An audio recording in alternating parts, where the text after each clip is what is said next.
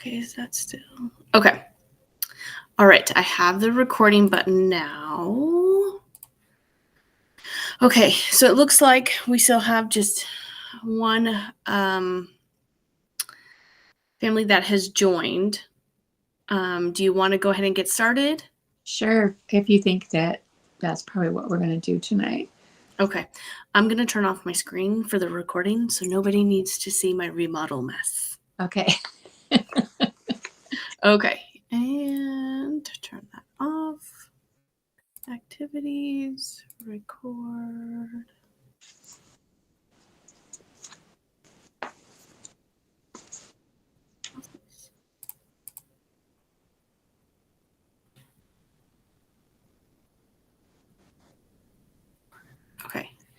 Okay, so it says that it is being recorded. Okay, so it was already recording beforehand. But anyways, okay, good evening. Tonight we have Miss Candyce Bollinger for our parent workshop for emotional intelligence.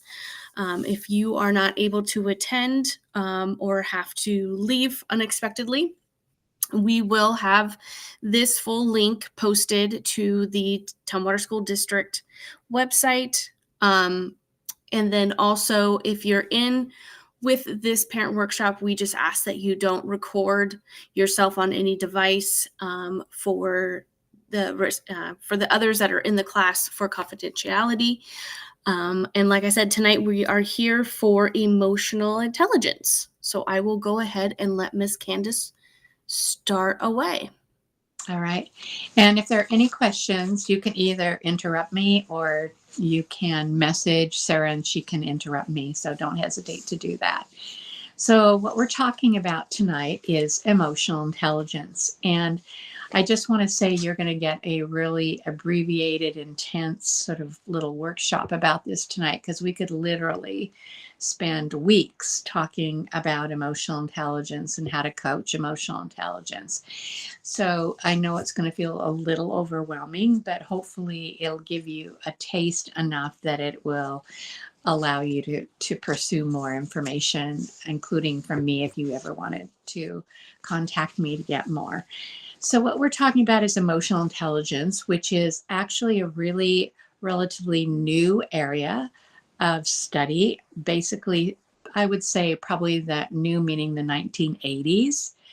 And the reason this sort of came about, that people started actually looking and doing research about emotional intelligence, is generally came from a couple of really significant medical kinds of situations. The main one was John Gage, and John Gage was this really successful entrepreneur and had a really very thriving construction company, and happened to have this freak accident where a piece of rebar went through his head, through his brain.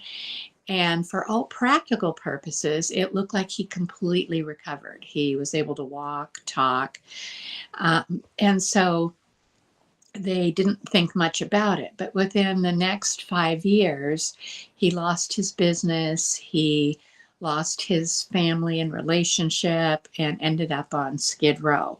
And there were a couple of other really similar kinds of medical issues that had happened with that part of the brain that was impacted enough that they started recognizing that, in fact, it was really important to have that emotional part of the brain. So, of course, the first people to really look at it were insurance companies, and then business. Interestingly enough, business jumped on board, and very quickly we started seeing medical jump on board. We started seeing educators jump on board. So very quickly there was a tremendous amount of research done on emotional intelligence. And at first, interestingly enough, what they used to believe was, before they recognized in the 80s that it was important, they used to really believe that the emotional brain was sort of superfluous in terms of being really functioning and successful as a human being. And so once they realized it was not only superfluous, but it was necessary, and the research really started coming in, what they realized is that in actuality, traditional IQ, traditional intelligence is only about 20 to 25%, depending on what studies you're looking at, has only about 20 to 25% impact on how well someone will do in life. The other 75 to 80% is emotional intelligence. So now we realize how significant that is. Then it really became an issue about how do we then really work with emotional intelligence and try to be sure that people have the greatest potential possible. Now, interestingly enough, socioeconomically, there is one socioeconomic group across the board globally that is less emotionally intelligent, and that happens to be males. And so I want to say that it's not because being male has some kind of an issue in terms of emotional intelligence, but because of socialization, and because that socialization that really earlier was believed to be superfluous, then it was something that was not taught or encouraged or valued by men. So, what we're seeing in terms of research, and what I'm definitely seeing in terms of my own personal experience working with it, with males and females, is that it is definitely number one, emotional intelligence is very learnable. There are people, just like there are people who are naturally, math comes easily to. There are people that reading comes more easily to. There are people that are creative arts come more easily to. Emotional intelligence, there are people that comes more easily to, like other kinds of intelligence. But in general, it's very, very learnable, and it does not seem to be gender related to at all from experience or from research. So what we know in terms of how it impacts people, it impacts health. It impacts the ability to stay focused. So what we know is the more emotionally intelligent you are, the less you are distracted by sort of how people are responding to you and you're responding to your own emotions. So you're able to stay more focused on what you're particularly supposed to be focused on. Relating better to other people. It definitely has an impact on relationships. You have better friendships, you have better interpersonal relationships, you have better parenting relationships. We see you have better academic performance, probably for that same reason we talked about with the ability to focus attention. That if you're not distracted by your emotions and know how to manage them, and you're not distracted by other people's, then you're able to have higher academic performance. And we now know from research that's been done that you just have, in general, greater resiliency. Resiliency meaning that you bounce back after difficult things happen. So there's a lot of good reasons for us to look at emotional intelligence. When we talk about, so questions about that before we get started. So one thing I want to say is, before we get started, emotional intelligence is not being nice. I want to be really clear about that, because I think when we first started looking at emotional intelligence, we just sort of grouped it into be nice. And it's not about being nice or letting your feelings hang out, either one of those two extremes, which was the other thing that we saw a lot when people first started looking at and valuing emotional intelligence. It was sort of this idea of, oh, you're so evolved if you just let your feelings out, and no matter how you manifest them, it's okay. That is not emotional intelligence.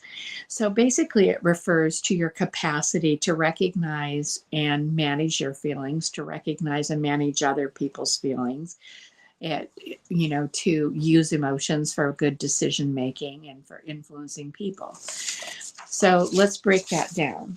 So questions about any of that before we move on?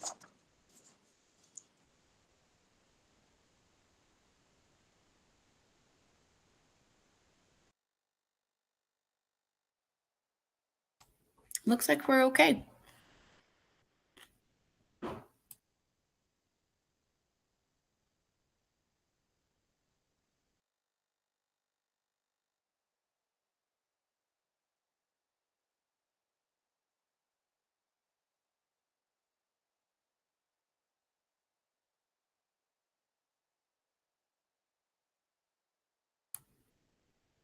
Candice, can you hear me? For some reason, you're muted. Hold on just a second.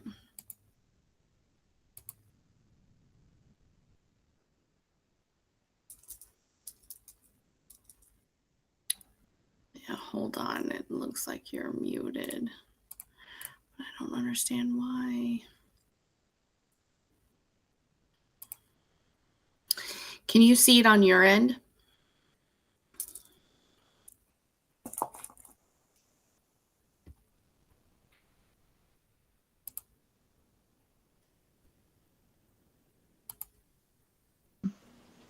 Okay, there you go.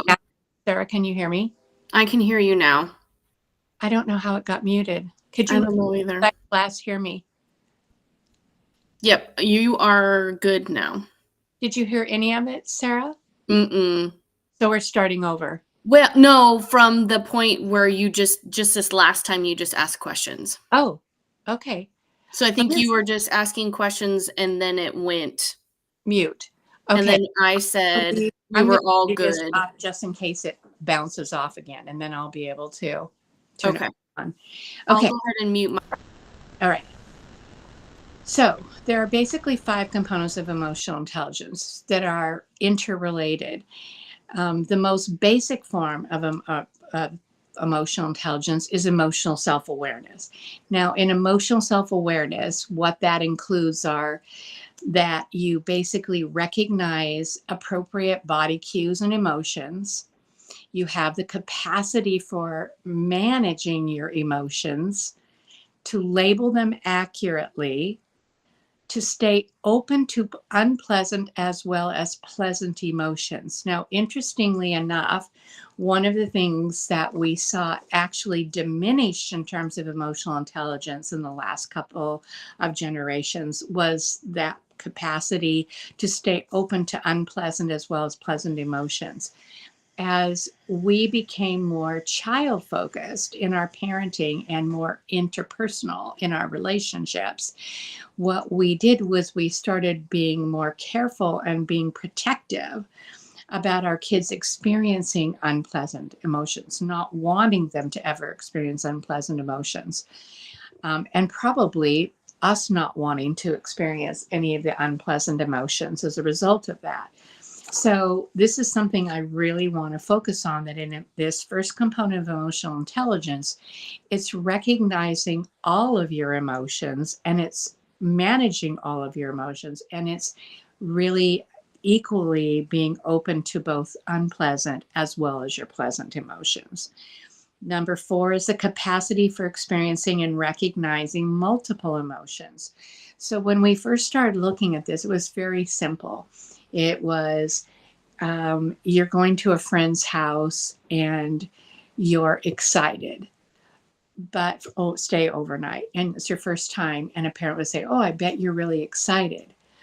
But in fact, they were excited, they were anxious because it was the first time they were going away. They were a little bit confused because they didn't know what was going to be happening. So it's that whole idea of when we have emotions, it's very rarely an emotion. It's generally multiple emotions that we are experiencing and need to be aware of in order to manage them optimally. Okay. And then the other piece that I want to make really clear is, as we started this process, and really it's been amazing how quickly people have sort of really jumped on board and started working with this and recognizing how important it was in so many different arenas. But as they started working on it, they got kind of stuck in this first component of emotional intelligence, that emotional self-awareness. It would be a lot of books, there would be a lot of movies, there was a lot of people who were feeling good about teaching their kids different emotions, so their kids were able to actually label their emotions rather than just happy, mad, and sad.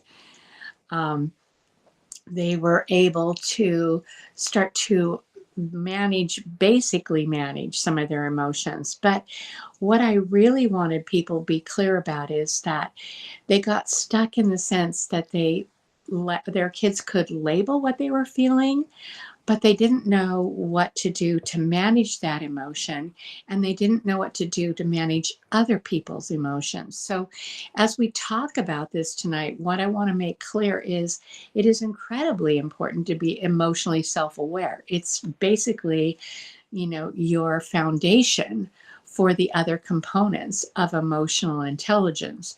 But in and of itself, it does not make someone emotionally intelligent. So you basically have to be able to deal with the emotional management and move into the next arenas.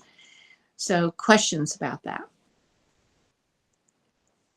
Now, one of the things that you have in your packet of handouts is you have a feeling sheet.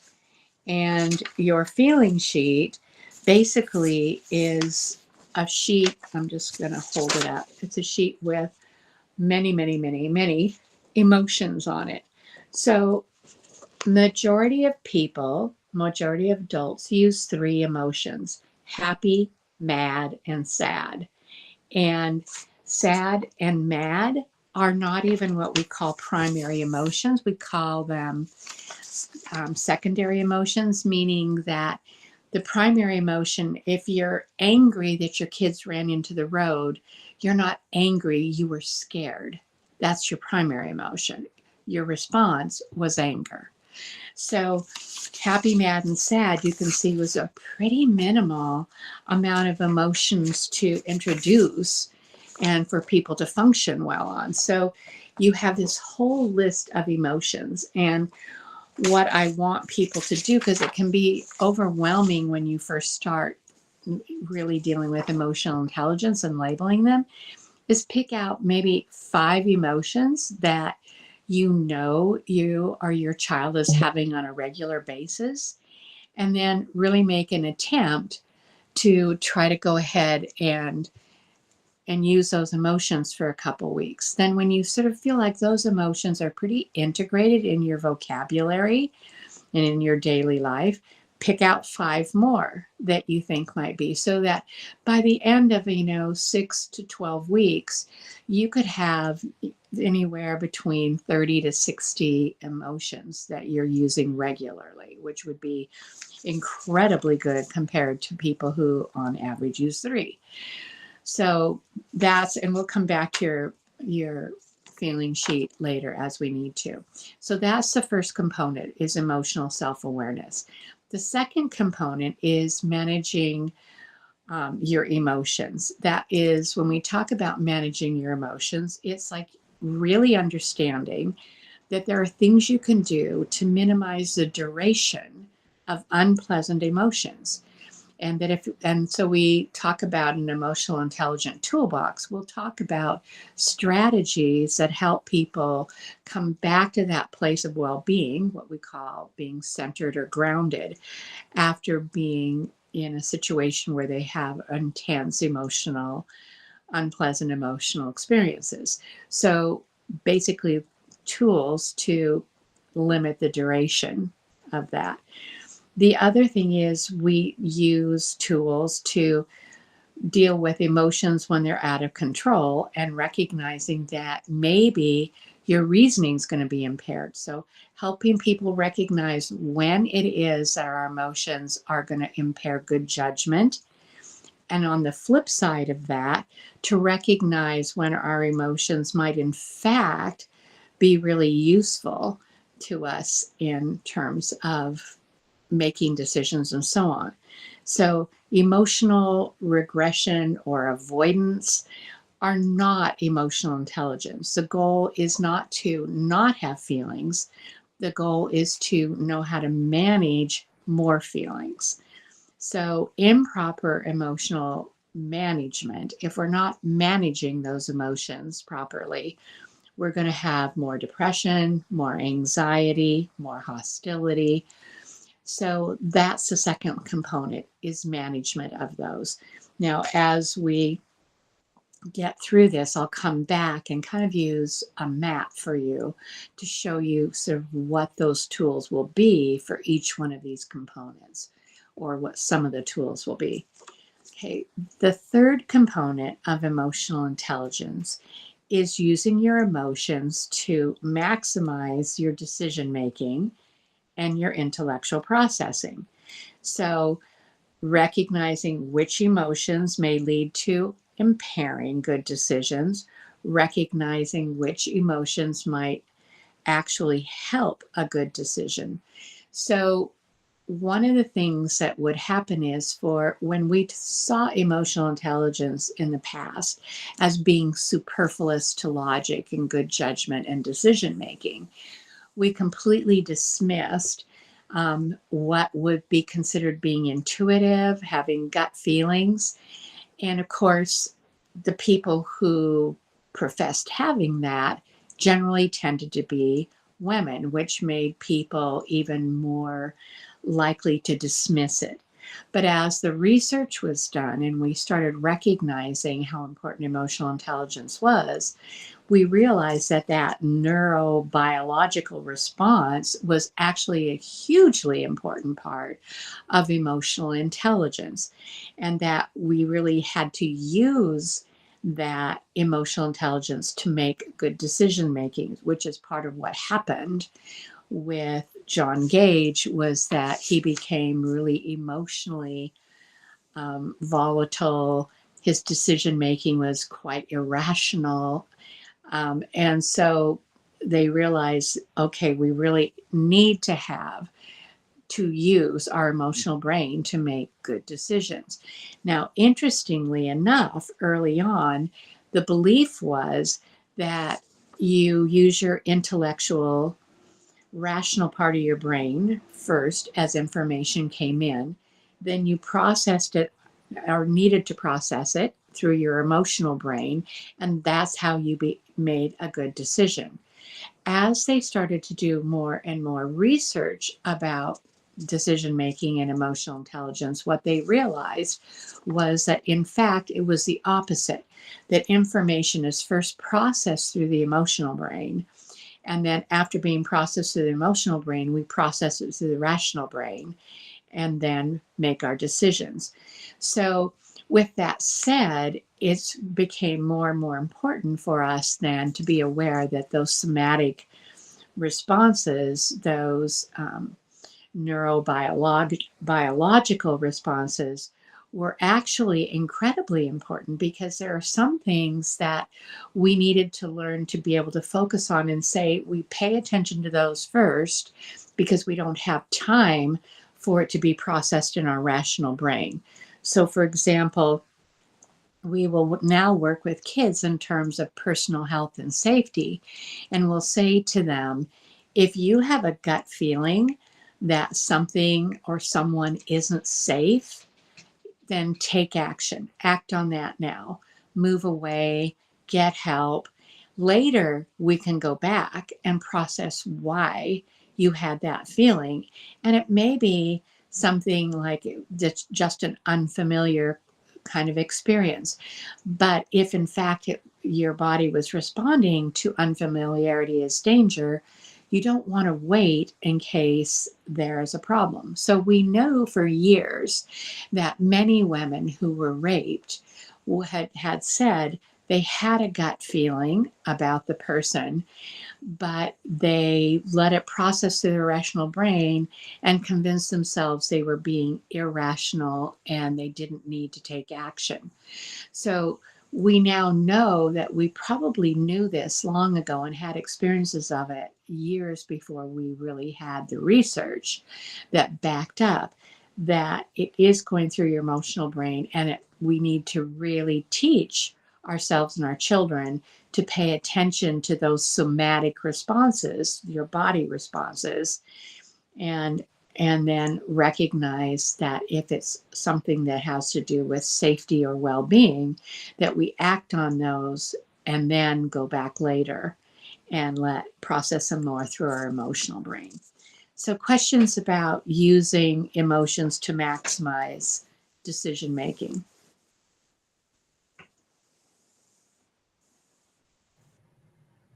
I'm going to look at the chat without, hopefully there's no muting. Yeah, we should be okay in the chat. All right, so the next one is developing empathy. And this is interesting because this one comes up very regularly in terms of people, especially with younger children, 3, 4 years old or so, and sometimes a little older, sometimes a little younger, where parents will approach me and say, I'm really concerned because I really feel like my child is not very empathic, doesn't really respond, doesn't with empathy to other people. Now, one of the things I want to make clear is number one, empathy is a really complex, emotionally intelligent behavior. I said you build on these, and this is the first time when I really want people to understand that this is a real building block sort of process. So, the first component of emotional intelligence is to be able to recognize emotions in yourself and be able to label what those emotions are. And part of the second component is really looking at those emotions in yourself and or in other people and recognize them and managing them. So I want to come back and talk about this for a second, because when we talk about managing other people's feelings, we're not talking about necessarily being responsible for them. So back in the 60s and 70s, it was very popular for people to say things like, I'm not responsible for how you feel. You know, if I made you feel hurt or angry, that's not my problem. That's your problem. You're not responsible. And I never want you to teach your kids that they're responsible for other people's emotions, but they are responsible for knowing how to manage other people's emotions. So a good example of that is road rage. So if someone is triggered by your driving, or probably something else, in all fairness, and they are honking at you, and then eventually they drive by, it is not emotionally intelligent to flip them off. That is not managing their emotion. If you know they're already angry and triggered by whatever, it may not be even having to do with you. They're just triggered and you're their recipient of that anger. It's like to flip them off is only going to escalate. And that's why we can see road rage escalate, is that sometimes people react to it inappropriately. The appropriate emotionally intelligent way to react to someone in road rage would be when they drove by, that you didn't even look at them, that you just kept focused on the road and didn't give any attention to them. So again, you're not responsible for their rage, but you're responsible for managing that emotion. So in order to do that, we have to, number one, recognize the emotion, recognize the signals, the body cues that somebody's having a particular emotion. We have to recognize what that emotion feels like in ourselves, but recognize it's not actually our emotion, it's theirs, and then respond how we would want to be responded to if we were having that emotion. So you can see how complex having empathy is. It takes, number one, a lot of emotional intelligence, recognizing an emotion in yourself, recognizing an emotion in another person, bringing that back into yourself and recognize what it feels like, recognizing it's not yours but experienced by them, and then responding to them. That's an incredibly complex, emotionally intelligent behavior. So we're not going to see it in really young children. We're going to have some life experience and have some of our own experiences and emotional experiences and recognizing them and how they felt before we're going to be able to be empathic with other people. So we're not going to see a lot of what we would call developed in empathy in really, really young children. Now, with that said, one of the things that people recognize, teachers, parents, other people who are working with children, is they were like, it appears to us that children in this last generation or so are less empathic than generations in the past at any particular age as they were old enough to be more empathic. And why would that be? So we could only speculate on that, but the speculation is that in this particular generation, almost two now, of really more child-focused parenting, one of the things that we did is that we were more empathic and we labeled our kids' feelings, but one of the things we really did was we really didn't want them to have unpleasant feelings. We didn't want them to experience jealousy. We didn't want them to experience losing. We didn't want them to experience disappointment. And so we would do everything we could to have them not experience those unpleasant emotions.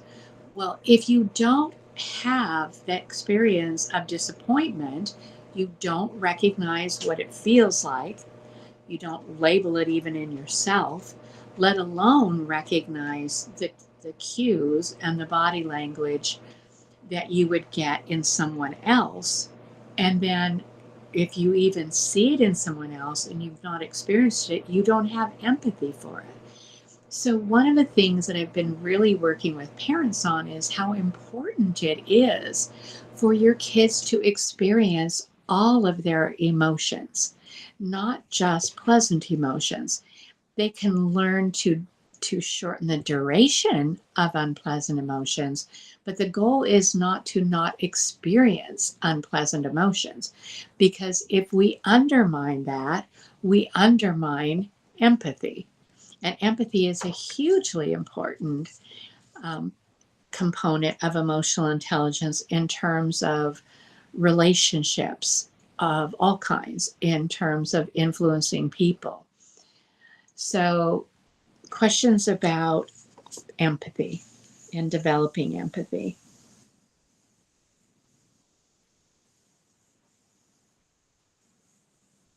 So, in general, what we know is that empathy, when you have a fully developed empathy, then you're basically going to have greater emotional stability, more interpersonal sensitivity, better school performance. There's a lot of arenas that are impacted by developing empathy. Okay, questions before we move on?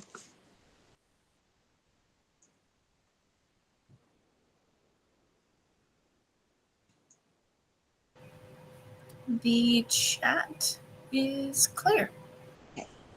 All right, so the last component of emotional intelligence is the art of social relationships, managing emotions in others to some extent, but not entirely just that simple.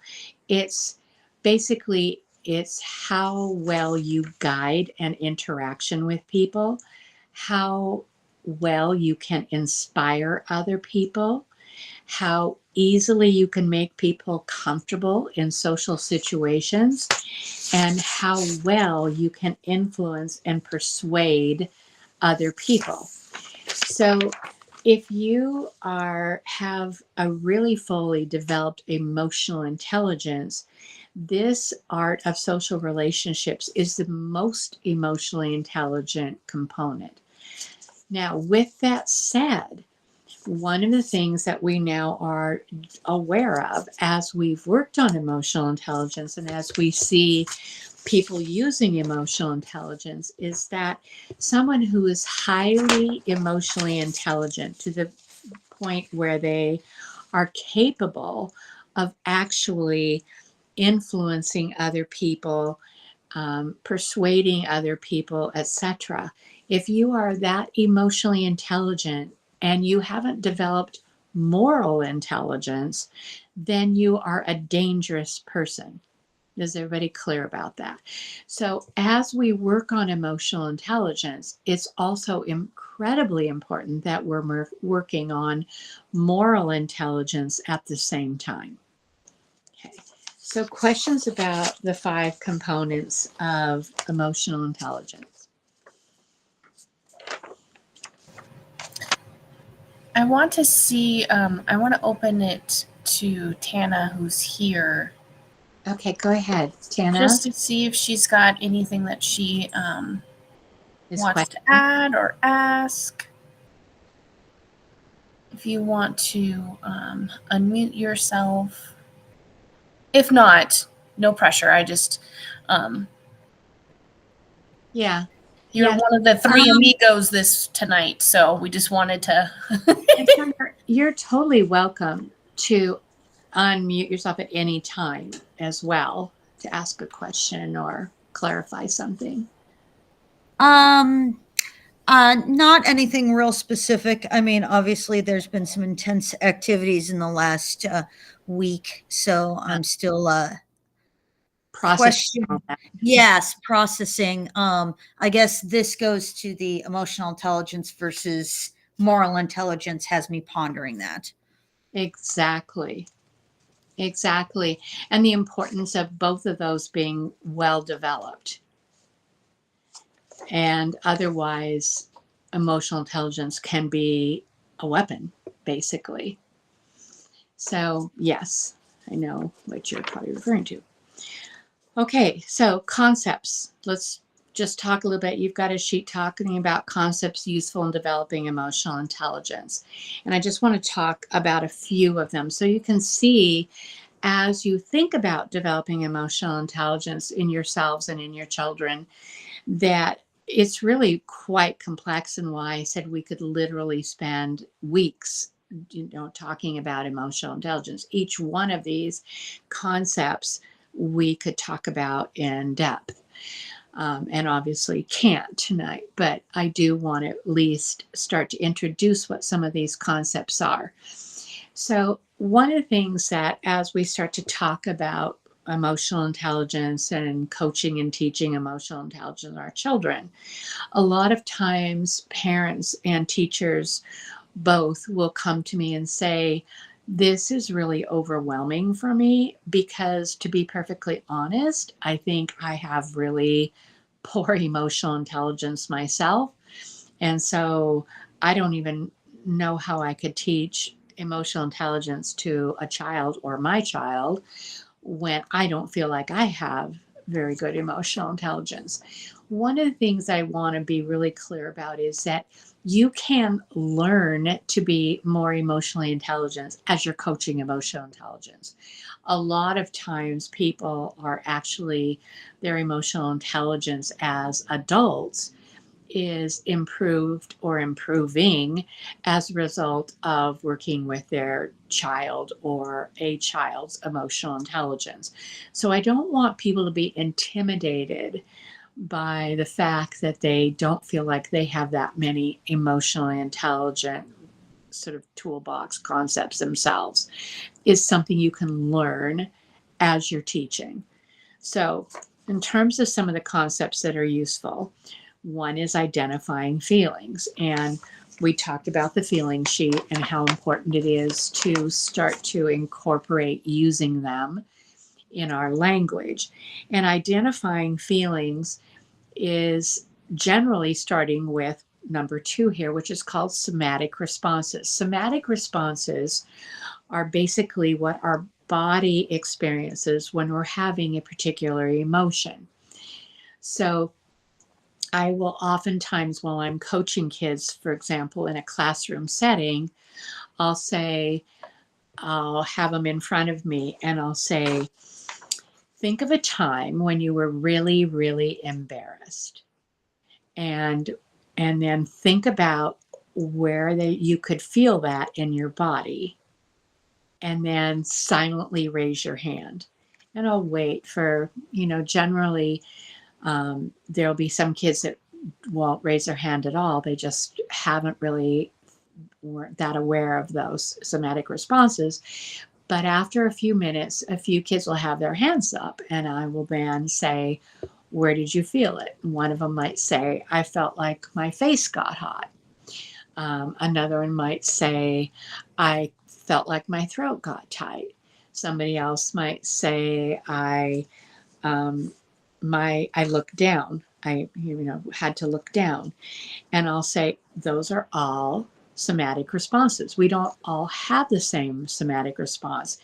And then that leads to number 4, which is differentiation, that ability to recognize difference without judgment. Somebody whose face gets hot when they're embarrassed versus somebody whose throat gets tight versus somebody who gets a tight tummy. There's no right or wrong in that. That's just a different somatic response. So we're working with somatic responses so that kids more quickly can recognize, my face is hot, I'm embarrassed, and then they can label their embarrassment. The minute they can label their embarrassment, then ideally we have started to work on techniques to manage that embarrassment or to minimize the duration of that embarrassment. So the quicker a child or a person can recognize what emotion they're having, the better for managing an emotion. So that's why we talk about somatic responses right away and get kids and people learning to recognize where they feel different emotions in their body. The other way that we recognize emotions is through body cues. And we all tend to give off body cues. Go ahead, Tana. I can only read part of that. What did it say, Sarah? Yeah, let me pop that up. Personally, I am great at processing why I did what I did or why I reacted the way I did, but only after the fact, yet have poor control at the moment and regret not having more intentional purpose with my emotions. Yeah. I think that's really common, Tana. I think that what happens is that's because we didn't have years and years of experience with it. It's like, it's like you probably are recognizing an emotion, but now no one ever said to you as a young child, where do you feel that in your body? And if you feel that in your body, this is what you're feeling. And then if you're feeling this way, ideally that parent or person, teacher, whoever, would have been modeling themselves what they do when they're embarrassed. So you would be seeing a model of how to manage embarrassment. You would be getting some coaching about what you can do to manage your embarrassment.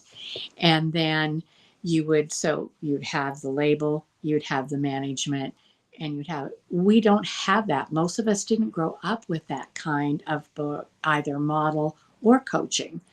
And so it's really about learning to process it after the fact. But as I was saying, I think the more that we work with our kids on it, Tana, the more I recognize that I'm recognizing it in myself as well and responding more quickly myself to get to management more quickly. So I think that's just a process. Go ahead, Tana. Well, one of the things that I've noticed is that when I was a kid, it's if I would feel a certain way and try and share it with my mother, she would just be like, "Well, don't feel that way. You shouldn't feel that way." Exactly. That's exactly what happened, Tana, to many of us, is that unless it was a positive emotion, you were just supposed to not have it. Yes. If you had it and if you manifested it, you oftentimes got in trouble. You got either physically punished or you were told to go to your room or whatever, rather than giving you tools to manage it appropriately. So yes, that's exactly what it is that It's just, we had it dismissed. We probably dismiss it in ourselves a lot. And I think, again, by coaching, it really helps because we're not dismissing it in other people. And at the same time, it's almost like we're reparenting ourselves around not being dismissive about emotions. So reading body cues is what I was going to say was the next thing we do to recognize emotions, especially emotions in other people, is learning to read body cues. And what I oftentimes do to coach that with kids, particularly in a classroom setting, it's great, or in a group setting like it with a family, is that you have a group of people, and then I'll call a couple kids up front, and I will say to them, you can only use your body, you can't talk, and I'm going to whisper an emotion, and then you show me what your body would do if you were having that emotion. And so I might whisper embarrassed, and they might cover their face, or they may look down, or they may turn around. And then the whole group, I'll say to them, raise your hand if you think you know what emotion they're feeling. And there'll be a few kids, as we've talked about, who are naturally more emotionally intelligent and perceptive of body cues, and they'll raise their hand. A bunch of kids won't raise their hand, and I'll say, what do you think that, and then I'll call on that one of them, and I'll say, what do you think they're feeling? They'll say, I think they're feeling embarrassed. And then I'll say, yeah, they covered their face, or they turned around, they were feeling embarrassed. Now all the other kids heard that, so now they're like, okay, next week when I see a kid cover his face or turn around, I'm going to raise my hand because I know that's a body cue for embarrassment. Now, the other side of this is sometimes you don't give the right body cue. And so I'll have one of the kids will be up front, and I'll say to them, I'll whisper embarrassed in their ear, and they'll stomp their foot. A lot of kids who are not particularly emotional intelligent put all their negative emotions into angry actions. Well, you can imagine how other kids respond to those kids, because if they're putting all of their emotions into anger, all their uncomfortable emotions into anger, the other kids don't want to be around them. They just seem like they're angry kids. And so they'll stomp their foot, and the kids will raise their hand and they'll say they're angry, or they're frustrated, and then I'll give them like 3 chances, and then I'll stop them, and then I'll whisper in the child's ear in front. I'll say, try putting your hand over your face and see what they do. And so they'll do that, and the hands will fly up, and they'll say embarrassed. Well, now the child who's giving the body cues is recognizing that the other kids were definitely misreading his embarrassment, and we're seeing it as anger. And I just told them how to show embarrassment, or one of the ways to show embarrassment, and the kids got it. Now that child is learning body cues as well as learning to read body cues. So the more we can give body cues to model them, the more we can point out body cues, the more we can play games with body cues, the better off we are in terms of kids learning how to recognize. So that's how body cues work. We talked about differentiation, that ability to recognize difference without judgment. And so we talk about this all the time, about how you could see things one way and I could see them another way. I saw you trip and fall, and it looked funny, and I laughed. It was humorous to me. But you fell, and it was embarrassing to you. Neither of us were wrong. We just felt differently, even sharing the same experience. So very quickly, children, because they're young, children pick up these emotional intelligence concepts way faster than adults do. I can work with a group of kindergartners and even use the word differentiation, and I'll come back a week later And one of the kids will come up to me and said, you know, Joe and I just got in this fight because we were playing Foursquare, and I said it was out, and he said it wasn't out. And and then I just said, well, that's differentiation, Joe. And then they get to resolution. Nobody's mad. They just figure out, well, shall we count it or not count it? They then move to problem solving, which is another level of emotional intelligence. But they can literally start to use these concepts almost immediately. Okay, so differentiation is the ability to recognize difference without judgment. Then respect, the concept of respect, is the basic concept of respect is that respect is a behavior, not a feeling.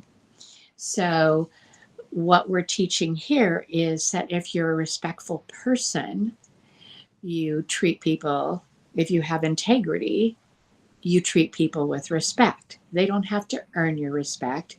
You don't have to earn theirs. It's their lack of integrity if they don't treat you respectfully. It's your lack of integrity if you don't treat them respectfully.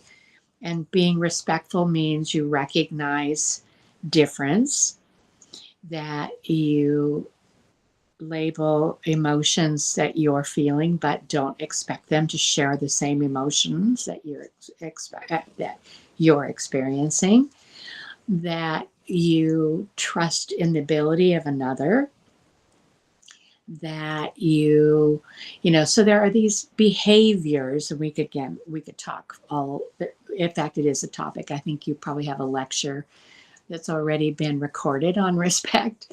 But the main concept is to really model and help kids learn that respect is a behavior of integrity. And that if you're a person of integrity, you treat people respectfully. It doesn't mean you have to agree with people. Being respectful doesn't mean agreement. And I think a lot of times people are disrespectful because they strongly disagree. But you can strongly disagree and be respectful in action. And that is an emotionally intelligent behavior. Empathy is number 6 on the list of concepts. Talked about what that is and how important it is and how that's developed. Compassion is just a little bit more sophisticated. Compassion is the ability to emotionally respond to someone who has had an experience you haven't had, but could imagine the emotion that they may be experiencing, even though you haven't had the experience.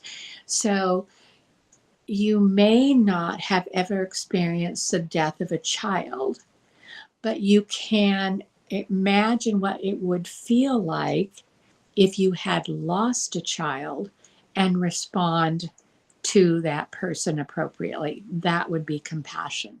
So it's just a little more abstract, a little more emotionally intelligent than being just empathic. Centering is number 8. Number 8 is centering. It's the ability to get back to that place of well-being in yourself after being very emotionally drawn out.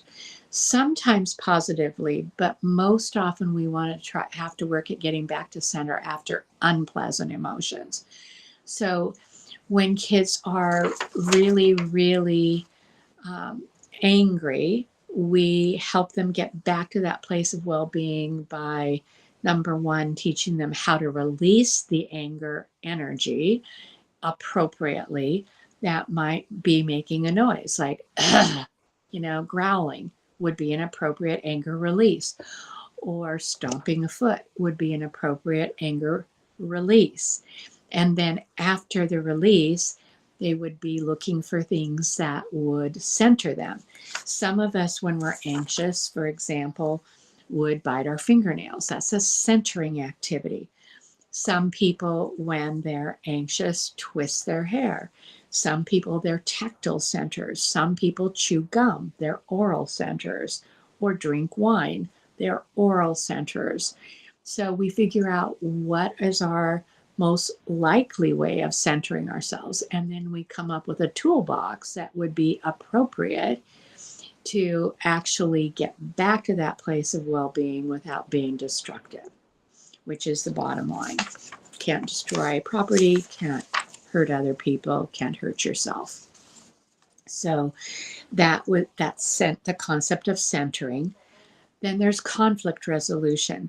There's the ability to recognize, number 11, how to confront. Most of us never saw a model of positive confrontation. We saw a model of competitive confrontation. So learning when to confront, who you need to confront, and how to confront. And then after confronting and recognizing a problem, then what are the ways that you resolve conflict? Number one being 80% of all conflicts are not resolvable. They're just differentiation that you have to have strategies for. Most of us did not grow up with any kind of model other than that somebody had to win and somebody had to lose. And so if you figure that 80% of conflicts are not resolvable, that's a lot of unresolved, angry energy that happens within relationships. Of that 20% that are resolvable, it's like, how do you get to resolution? And there are steps to resolution. Again, we could spend 2 hours just talking about conflict resolution. So centering, conflict resolution, confrontation, anger management. I do believe we probably have a lecture on anger management that's already recorded, maybe not.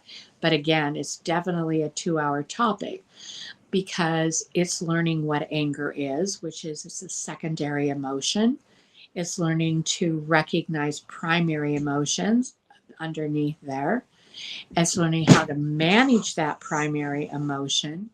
It's learning how to recognize when you get flooded, and flooded is when you shoot out adrenaline and your brain doesn't process anymore and you can't talk and you can't think, and it takes 20 to 30 minutes for that adrenaline to be reabsorbed in your body before you can process again, so that we don't go after kids and say, you need to talk to me right now, when they're actually probably flooded and can't process. So there's so many concepts related to anger. How do we manifest it in ways that don't destroy property, hurt other people, or hurt ourselves? How do we recognize what primary feelings are? What are the tools for managing that emotion? How do timeouts look? What do you do in a timeout? After a timeout is over, who's responsible for re-engaging in the communication? What does it look like to re-engage in the communication? What does communication look like that is less likely to trigger flooding or anger? So again, we could talk hours on just anger alone in terms of a concept of developing emotional intelligence. Okay. Reframing is another emotionally intelligent behavior. It's the ability to look at a situation and reframe it to be more solvable. So, for example, we could have a conflict where partners will be, I really want to buy a boat. And the other person is, well, we don't have money to buy a boat. It's like, those are both truths, but that's not resolvable. Reframing would look like, I would like to buy a boat, and adding an and instead of a but, and we don't have money to buy a boat right now. That is way more resolvable than a but, which is these are both truths, not solvable. And means, and we could sell an extra car, and we could rent a boat instead of buying, and we could possibly buy it with someone else, share it. You suddenly open up, when you reframe, to many more options of resolution. So that's what reframing something is. Decision making, we talked about, and the complexity of decision making.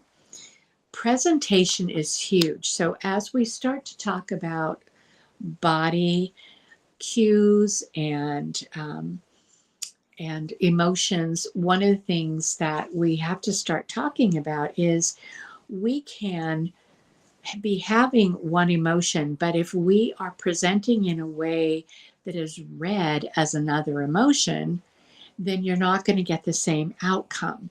So I will oftentimes demonstrate for kids that if two kids are playing and you walk up and ask if you can play, and they say, no, we're playing by ourselves right now, and you stomp your foot and you huff and puff, whatever, and then basically they're reading that presentation not as rejection. They're reading it as you're angry and not nice to be around and mean.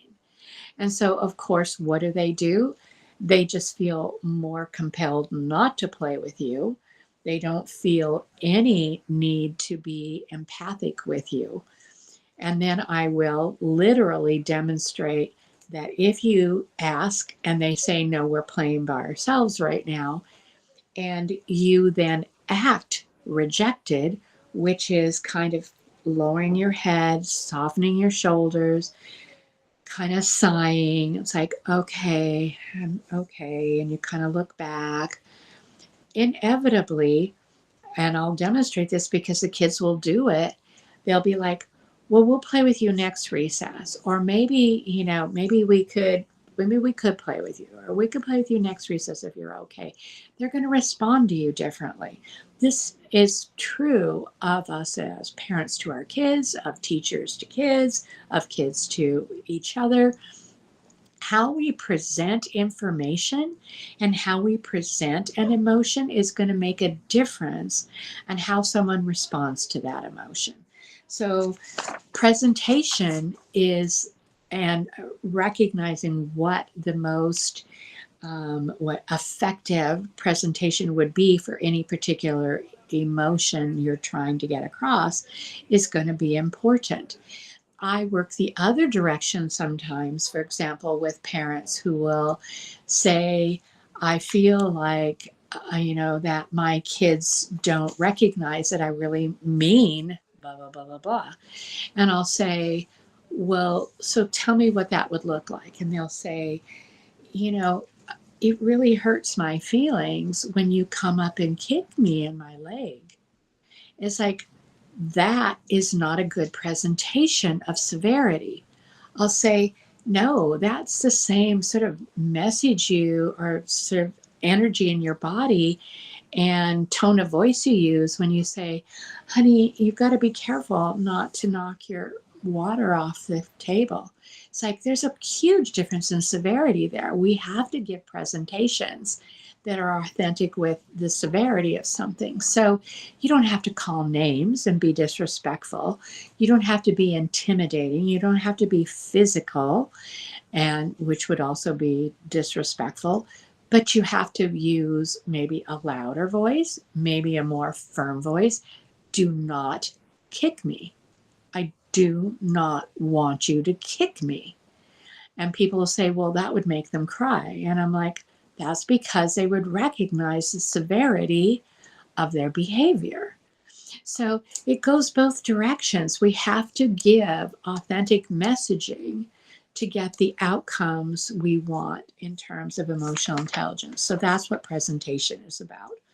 Stress management, hugely important to work from a very young age with a huge toolbox of how we can diminish stress, ways to that could be reframing, that could be centering things, that could ways to center, that could be learning how to communicate in ways that set us up to be more protected. That could be learning how to set boundaries. That could be, there are many, many ways that, again, we could spend hours talking about stress management.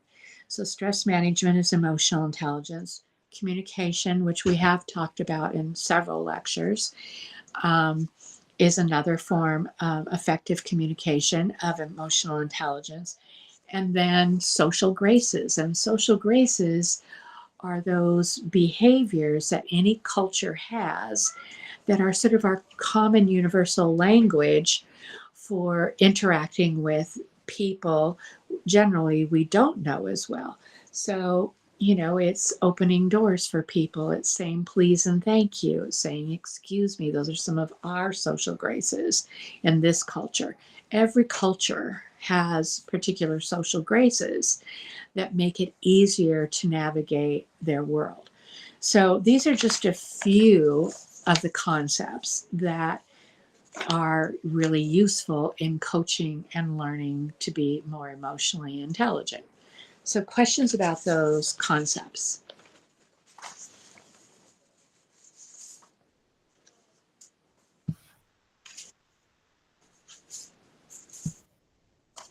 I think we're okay. Okay. All right. So now you have the next handout you have is it has a list. And it'll say, for example, identifying, it'll be managing emotions. I think it starts with on yours, awareness of self-awareness of emotions. And then what that handout is kind of a map of how to develop those particular components of emotional intelligence. So in terms of emotional self-awareness, I have identify and label feelings, somatic responses, body cues. How do I center? What's my centering activities? Reflective listening. How do I know how to reflect back other people's emotions? Do I know how to confront kids to be or people to be effective?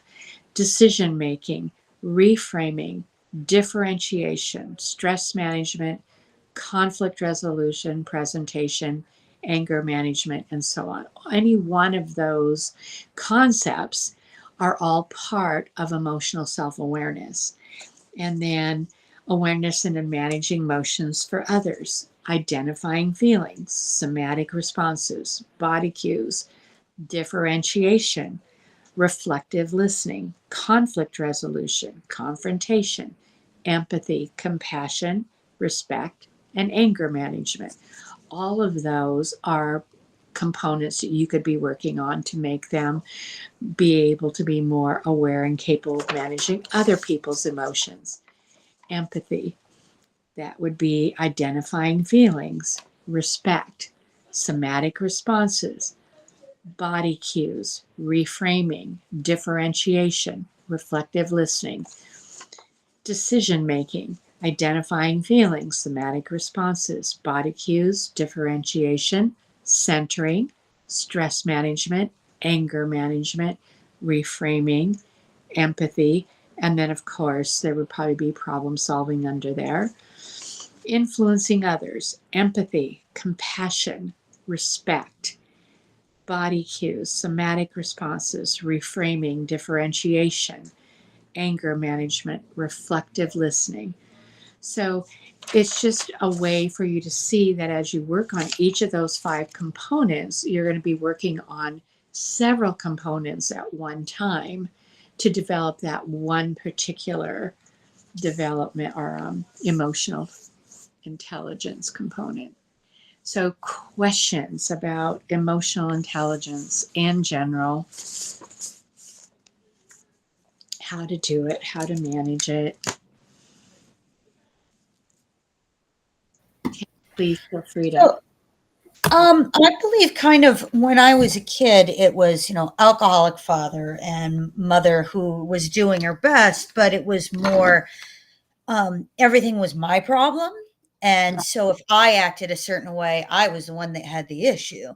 Right. Now I kind of feel like my husband and I are looking at our kids and realizing that we are not doing the best job we can to try and educate them on being more emotionally intelligent. And I see that we're both lacking in it, and we both admit that we're lacking in it and try, but it is definitely, I would say, the biggest struggle that both my husband and I've had while raising our children. Absolutely. Absolutely. And I it's all I can say about that, Tana, is it is a struggle worth struggling. It's like you may never in your lifetimes, you and your partner, get to be the level of emotional intelligence that you wish you could be at for your children. But any level of emotional intelligence you develop with them, and I say with them because you will be learning it probably along with them and becoming more emotionally intelligent, that's where they get to start. And so, yes, you only may get to emotional self-awareness and labeling feelings and maybe partially managing other people's feelings better, but then your kids are starting there and probably are going to have some of those basic concepts that are so much harder for you to integrate. Like when I'm working with the kids in a classroom, for example, they'll move through these concepts so quickly because they don't have all the old messaging in their brains that you grew up with and have to undo to get the new ones in. So they come really fast and they come really intensely.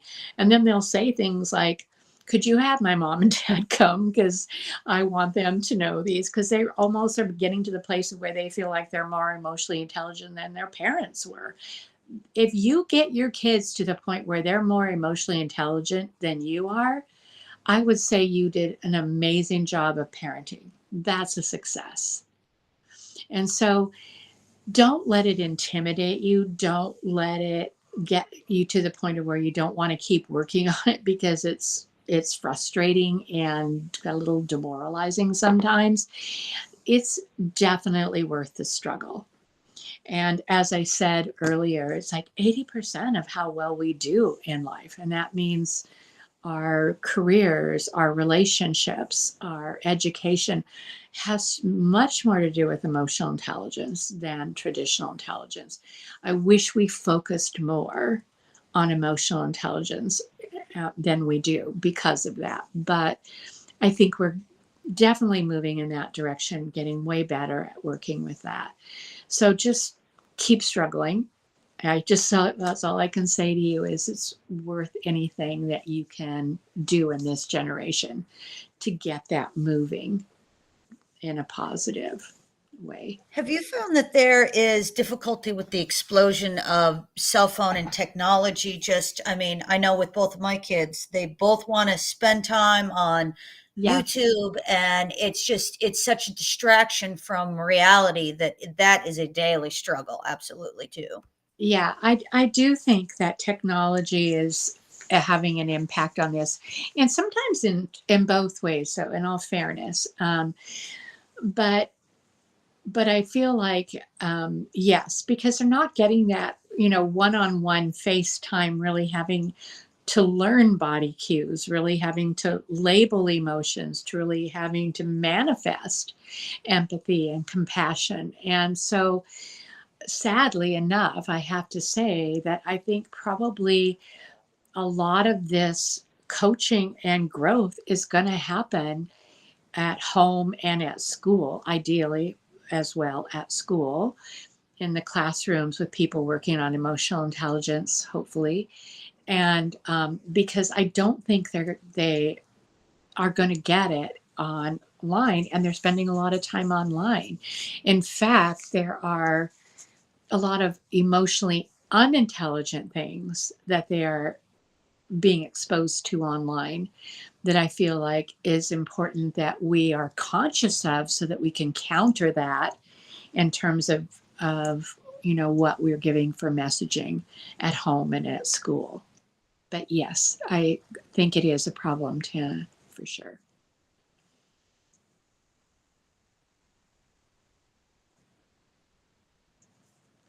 Anyone else? Anything else?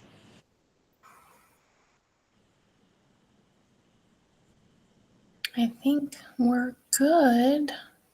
Good. All right. I would just say, just always sort of advocate for as much emotional intelligence as you can get in terms of coaching at school and curriculums in school or childcare situations. as well. I haven't done any since COVID, but I used to do really regular full weekend workshops, and actually at the college full quarter workshops on emotional intelligence. And so, I probably should try to see if I can get some of that going again. It would probably go. It would probably be surprising to see how much interest it would pique. I would say probably since COVID and kind of coming back. In a positive way, you're thinking, or Oh yeah, definitely. okay, Definitely. And then kind of like Tana and I have a teenage daughter who is connected to her device, and so how to have constructive conversations around that. Yeah, that would be you would have a positive outcome from that. Okay, yeah. keep that in mind. All right, I'm glad you came, Tana, and Yes, me too. yeah, and then we'll just, hopefully people will get a chance to see the recording. Yeah, like I said, we'll post it to the website like we normally do, and then just going this way forward. Yeah, Um, I think People just aren't used to the new format. yeah, no, me neither. Hence taking forever to try to record tonight. Yeah. But yeah, and then just making the handout